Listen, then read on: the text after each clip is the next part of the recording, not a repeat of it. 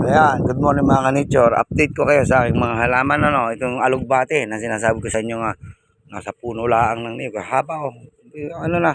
Kulang na lang yan sa balag.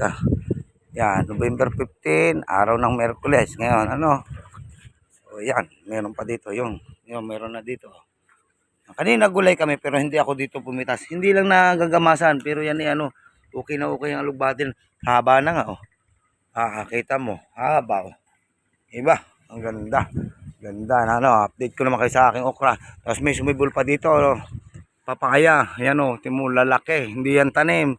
Sumibol lang yan. Mayroon pa mga lalaki pa diyan Sibol lang yan, sibol. Ayan lalaki ng bunga, haba niyan pagkain ni lumaki, haba niyan.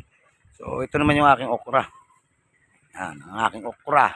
Ganda. Pakita ko sa inyo yung namitas ako diyan kanina Ayan mga bagong pitas yan yung mga stick na yan, mga bagong pitas yan. So ayan, kanina dami ko napitas kanina yan, mga bago lang yan. So update ko kayo doon sa aking kinuna ng organic na galing dito sa ating poultry. Ito na siya, yung dalawa. So dito yan napalagay.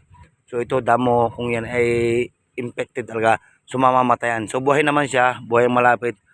So ayos na ayos yung ating organic fertilizer. So yun lang, hindi ko nasabi sa inyo, happy farming.